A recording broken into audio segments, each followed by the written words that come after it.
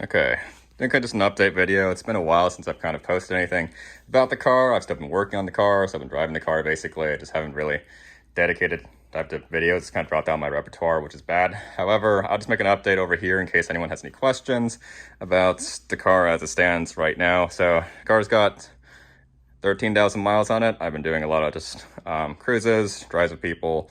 Did a P&W drives Mount Baker the other day, which is fantastic. And overall, just taking the car around, to be completely honest. I haven't really tracked the car, mainly because a lot of reasons going into that. Part of it is trying to figure out like how much money do I want to throw at like a dedicated track set of tires, because obviously tracking an autocross in a car will wear down your tires. I didn't really think about that, so I'm trying to figure out how do I want to fund that basically at the moment, kind of throwing a wrench in my budgets. But I've been driving the car at least, and did a few mods basically to it, and kind of talk about that right now.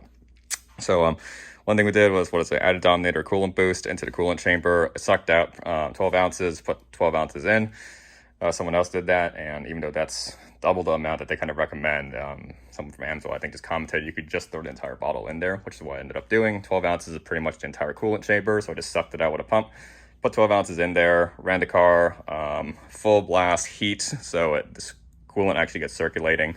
So the effects of that are definitely like the engine seat stays synced with ambient, not really synced with ambient, but like it does warm up faster and stays cooler more basically.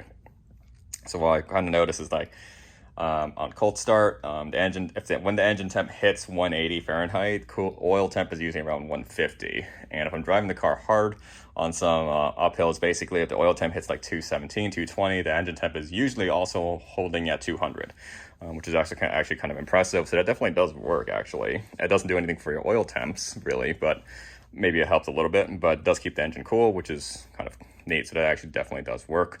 On note of oil temps, it is getting kind of warmer within the P&W area. We have a massive heat wave going through right now. And what I have noticed is that the car used to pretty much always hover around 200, 205 when I'm just kind of cruising around, doing a few pulls here and there, but nothing too crazy. Now on some harder hill climbs, especially with the weather, the car would hit 217, 220 oil temp basically and sustain that. Which isn't bad, but I can definitely understand why someone autocrossing or tracking the car would see 270, 280, not much higher than that, but I can see it getting to there. So we don't have an oil cooler option for the car right now. We have universal ones. We don't have an oil cooler option to afford a thing. So I know some people are working on that, which is interesting. Because I know the Veloster won't mount on this chassis. The universal ones would. You need to fabricate some sort of mount for it. Some people out there, I think, are working on a turnkey oil cooler system for this, which is neat. And that's being chatted about on the Elantra Facebook groups for now. So that happened. Installed a 6th intake as well. So this is the complete intake. So these just got released recently. So with the box, and I also have the bigger turbo inlet installed over there like that. I have some video from that install, but yeah, this is not the intake, super easy. The turbo inlet, depending on the tools you have on hand and how many extensions you have, the turbo inlet might be very tricky or might be easy. I think the Hyundai Master Tech on the Facebook group said in and out 15 minutes. I have seen a lot of people, including myself, take like 3 hours, just because we're just being extra careful and trying really hard not to drop anything with that install. The problem with it is all the way back there, you can see where the light's pointing right now, where the hotspot is. There's a hose there, and right behind that hose is a bolt. So like trying to reach in there is not fun. If you have the right extension, easy. But if you don't have the right extension, have your wits about you to do that, basically. So, SICT is claiming the turbo inlet adds 10 wheel horsepower. I haven't really fully verified that, although the car does feel maybe a little snappier. But definitely with the complete intake, though, there's a little bit of an opening here on the side, and I think this is what I'm hearing. So, you can see their logo there. And I'm pretty sure that's the noise I'm hearing in the cockpit now whenever you make boost, which is kind of neat. You can hear PSI now. If it goes above 2 PSI, I can literally hear it, which is kind of neat. I don't know how it sounds like on the outside, but that's kind of cool. So supposedly that adds 10 wheel horsepower. If that's true, then in theory, this guy with NGS means makes 296 without a tune, which would be really cool, to be completely honest. So that happened. There's a lot of discussion going on right now on the Facebook groups and the Reddits about Octane learning as well. I am still screwing around with that and trying to get a grip with it. So a lot of people have noticed about the car, if you don't have this and you're watching just content about these vehicles, is so not everyone is consistently seeing over 15 psi boost. We've kind of noticed this as a community recently with the vehicles, and sometimes we get more than 15. Sometimes we'll actually literally hit 20 sometimes, and that seems like where the car is in full tilt mode. And sometimes we won't. So a lot of us, I think, are still playing around with the only thing we know that might be messing with that, which is the Octane learning routines we know the car has, and whether, when, if, how does that thing trip. So we're still screwing around with that. I'm still doing that too as well, to be honest. So it is a bit weird. Like sometimes we'll do some runs and the car will top out at 15. Then we'll do some runs again after parking the car, getting a snack, coming back in the car, and then it'll hit 20 on us, which is kind of peculiar. We're trying to figure out why and any sort of rhyme or reason to that. So Octane learning is one thing that we've hooked onto, and I'm messing with it here and there, basically. The idea that someone from Korea, I think, posted is they claim that the car assumes every time you gas up, you may have put an 87 and will limit timing until you drive at knock conditions long enough for it to know, okay, we're not knocking. You probably put 92 or higher inside the car. So that's the running theory. I don't know whether that sticks really or whether that truly resets every time you put in gas. I'm not 100% sure. The sporadicness of 15 psi or more is kind of weird though. So that's something I'm still kind of messing with, but did add that. Big change was obviously tires. So you can see that the old tires are over here. What happened was inevitably I got a sidewall bubble in one of them, and I mean, you're running 19s, really low profile sidewall, so obviously that the risk of that is a lot higher. You can see like what is it? Yeah, it's a really low profile sidewall in the original tires versus that. So it's kind of inevitable that you're probably going to run to sidewall damage with these because the sidewall's so short. So yeah, potholes will tend to trip that. So I got a sidewall bubble on that. What a sidewall bubble is obviously it means the sidewall internally has failed and air is invading the sidewall from the inside out. The sidewall is not supposed to take pressure and like air pressure, and if you keep driving on that, it will blow out on you. So I caught that, and it was a really tiny bubble. It's the last tire of the set, so I'm not going to pick up everything, but it was like really tiny, but you could feel it went soft there.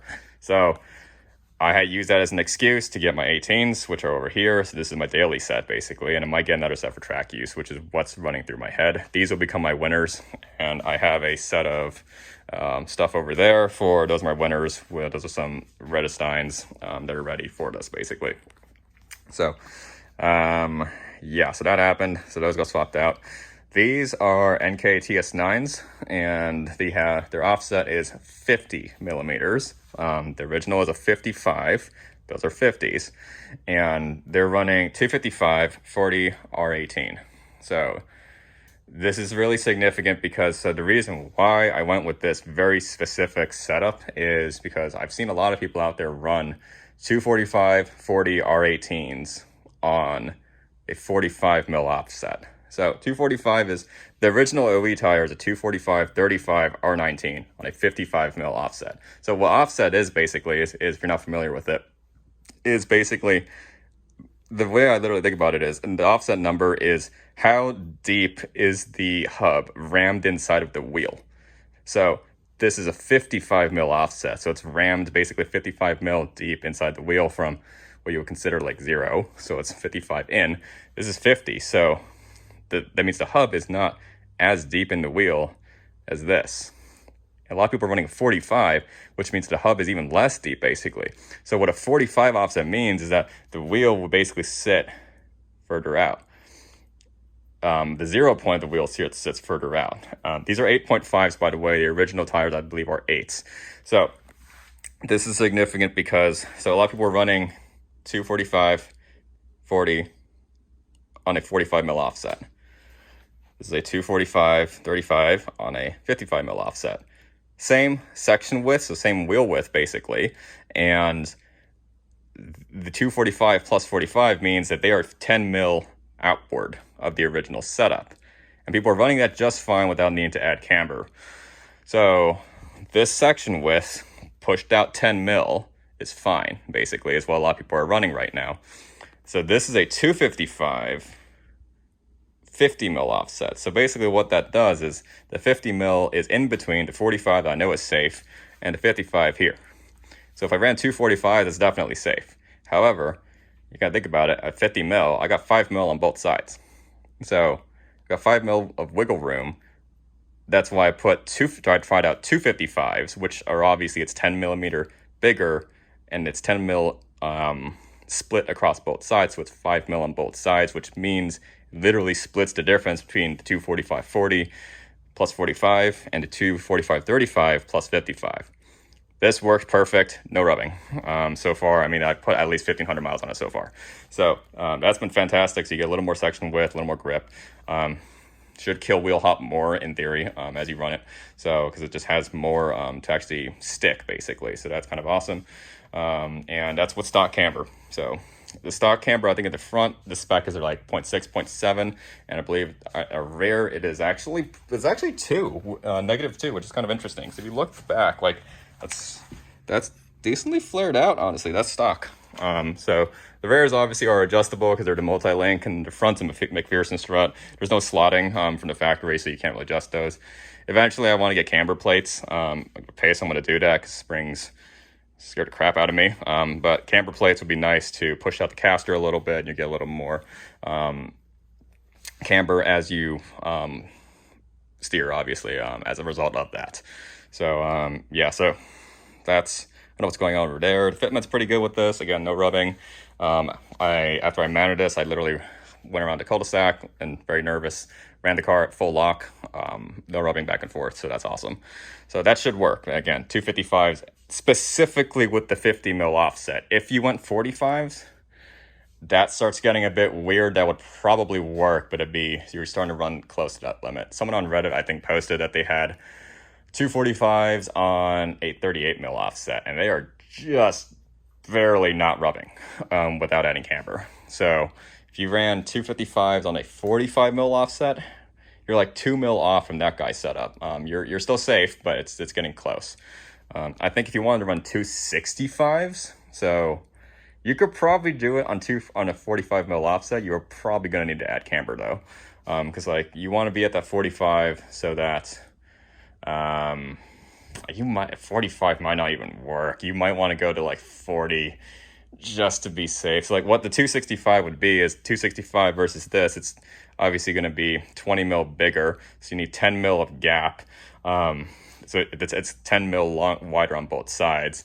You probably want to do at least 45 offset just so you're not going to smack into the suspension. So because you're 10 millimeters off, you're probably going to need to add camber though, because you're going to be pushed out 35, kind of where your outboard edge is sitting, where 245/35 rather would be sitting. So you probably would need to add camber in that case. Probably only good for like a track only setup because you're just gonna eat your tire as you run that.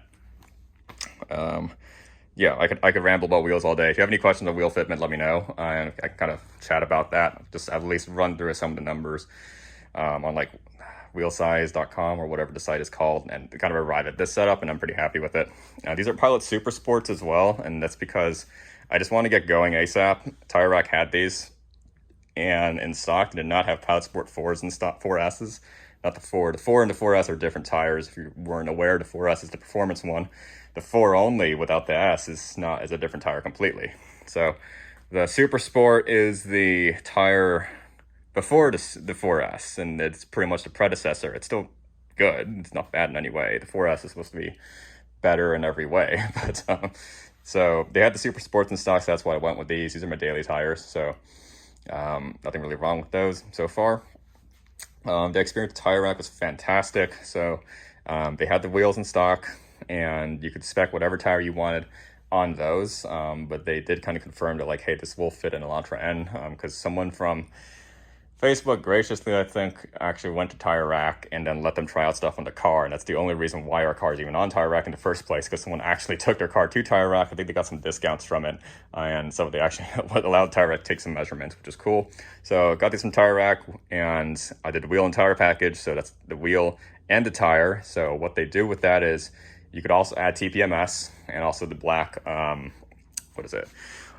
valve stem at the same time. So, you get the wheel, TPMS, the tire. What they'll do for you is they will install the TPMS, but do no work for this car, because again, they had someone's car literally, and they confirmed this head needs 433 megahertz TPMS sensor. So they will take the wheel, mount the TPMS to it, mount the wheel to it, road force balance it, because they have a Hunter machine over there that they'll do road force balancing with, box it all up. When not boxed all up, they will put these things over it, put hub-centric rings on it to space correctly to our wheel hub, because again, they had a car on hand, so they knew what our wheel hub diameter is, and ship it to your door basically. So I opted for 2-day because I just want minimal downtime, which was about $500 for UPS just to guarantee it.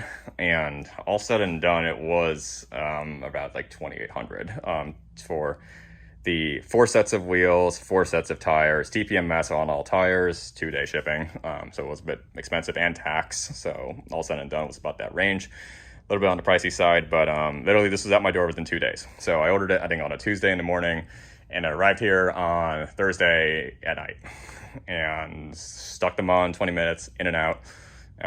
Super easy. 20 minutes, 40 minutes basically. Stuck them on, in and out, super easy, and no issues. So obviously your wheel lug torque is 80 foot-pounds, a little bit more. It's like 80 and 100, between 80 and 95 or something like that. I have a CDI torque wrench. I just set mine to 85 and just clicked it twice, and everything worked out well, star pattern and all that. So yeah, those have been running pretty well so far. I rambled long enough now. So if you have any questions, let me know. Things people want to see in general. I do want to do a really big video at some point about transmission modes on the DCT specifically, just because after driving around for this long, I think I've started to understand kind of what they've done to the DCT that makes it unique from the manual. It is honestly an insane option for $2,500 given what you get, and that is obviously, I mean, the dual clutch. You do get NGS, which I'm starting to understand more about. You get obviously multiple transmission modes. That can change the behavior of the car. Your launch control is drastically different in this thing. Well, not really drastically different, but the main difference is that this is running a clutch slip launch control. The manual is running a fuel cut launch control, most likely. So point is, clutch slip launch control avoids wheel hop, which is really big, because like launching the manual is really hard because it really wants to start running away from you in terms of hop. The clutch slip strategy in the DCT pretty much means that will never happen. It's not going to hop on launch, which is awesome. But I'm going to need to lay out some notes to really do that. It's going to be a long, probably multi-part video on everything about the car. But yeah, let me know if you have any questions on it so far. But yeah.